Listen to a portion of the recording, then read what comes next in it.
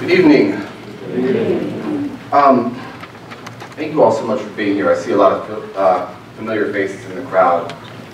Hello to everyone I know. Hello to anyone I don't. Quick question. How many folks in the crowd are from long-time North Carolina families? Anybody 2, 3, 4 generations? I'm just wondering. Okay, great. Thank you. We're going to work with that. This monument is not something new to me. I'm actually not that interested in talking about respecting both sides. What I'm interested in getting up here today is my job as a historian at a public university is to get up here and tell the truth, right? And that's what I intend to do. I think the monument should be taken down. I'm going to explain why. I think it's 6 major points. I'm going to unpack those, but essentially there are 6 major points. First of all, Lord has asked us to consider free speech. Okay, great. First of all, Silent Sam is a lie. We ended the debate over free speech when they put Silent Sam up. When we think about Southern history, right, when we think about the war between the states, when we think about states' rights, those sorts of things, those are absolutely not inclusive of all Southerners. Those are white Southerners only, okay? So white supremacist Southerners, states' rights, war between the states, often in conflicts over how many rights African Americans should or should not have. The speech given by Julian Carr at the dedication ceremony bragged about whipping a black woman because she spoke inappropriately to a white woman. So he impeded on her free speech, right, and bragged about it at the dedication speech. I brought with me 70 copies of the speech. If anybody wants a copy, I'm happy to distribute those. We'll get back to that in just a second. The other issue here is erasure, right?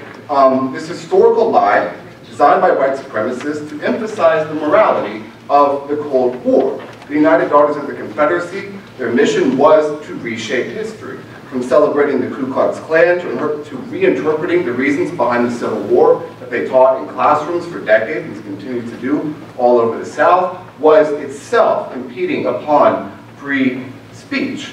Not many people know this, but for every North Carolinian who fought in the Civil War, there were 2 black enslaved North Carolinians, right? They outnumbered North Carolina's Confederate Civil War veterans 2 to 1. They have no monuments. Think about that. This is not inclusive of all North Carolinians, 33% of whom were enslaved at the start of the Civil War. They were purposefully excluded from that narrative. Okay.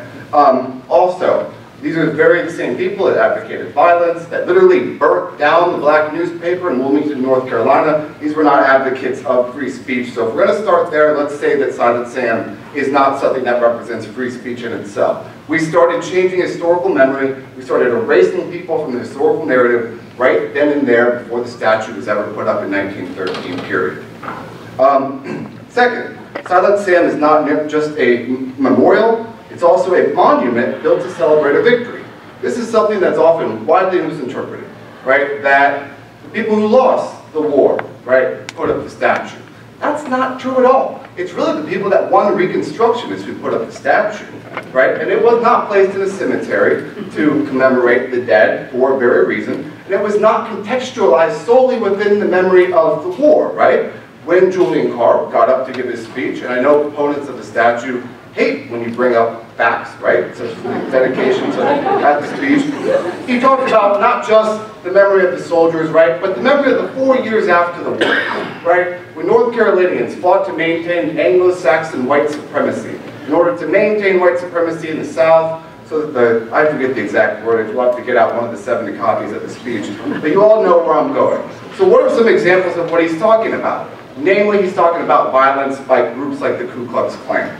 In 1869, included within those 4 years after the end of the Civil War, Cyrus Guy, let's say his name, Cyrus Guy in Hillsborough, North Carolina, was lynched because he spoke inappropriately to a white woman. Don't tell him that Silent Sam or that message was ever about free speech. The Ku Klux Klan, racial violence that undergirded Jim Crow, that undergirded racial hierarchy in the Jim Crow South. Right? And I'm not just talking about political correctness or semantics because I'm liberal, because I'm a young black history professor. Violence in Southern black history is all over the place. From rape, to death, to murder, to beatings, to whippings, like the very one Julian Carr talked about, is everywhere. That violence eliminated the free speech of African Americans who were often killed for speaking up, right, in the name of their own freedom. Black people carry that burden, right? That's very, very much deep within our soul. If you go to Duke and look at their Behind the Veil project, where they interviewed African Americans who lived throughout the Jim Crow South, they talk about how they couldn't speak up. They talk about how their daughters, how their sisters were raped. That violence was incredibly important to the Jim Crow South. And we see this throughout history, right? From slavery to Jim Crow, to the Civil Rights Movement. That's really a pain that can never be resolved for many African Americans, no matter how well or not you can elaborate that. So, let's go back to the North Carolinians in the room. And I also want to mention Tommy Tucker, right? One of the sponsors of the bill that prevents the Chancellor from taking Silent Sam down. Comes from a long North Carolina family, just like you, many of you in this room, including a couple of my fellow panelists. But I want to share something with you too. I grew up in Erie, Pennsylvania, but I also come from a long North Carolina family. But unlike some North Carolina families, my family was black. And because my family was black, they fled the state of North Carolina. I don't specifically know why, but I can just about imagine, under the specter of violence, why my great-grandfather decided to leave North Carolina in the 1890s. Who knows what shaped their decisions, but certainly fear and worry, right? What's going to happen to your son? What's going to happen to your daughter, to your mother, to your father, whatever that might be. My great-grandfather left the state of North Carolina because of the very same violence that Julian Carr celebrated, not just advocated, but celebrated at the Silent Sam dedication speech and in other dedication speeches and in his actions and political rhetoric. People like my family members either had to live in constant fear or flee the state of North Carolina. So what does that mean? That means that we didn't get to build monuments in the state to celebrate our history. That means many of us didn't get to even have a history. We didn't get to celebrate our past. In some ways, we didn't get to even have a future. My father's father died before the age of 50, and so did his father, because they lived in the Jim Crow South. They didn't get to have long lives. They didn't go right from North Carolina to the north. They went from North Carolina to Alabama, to Arkansas, to Indiana, to Ohio. No consecutive generations of my family have been born in the same state since the end of the Civil War. That's a product of Jim Crow. That's a product of the very same violence that was celebrated when the monument was erected in 1913. We didn't get to have a home.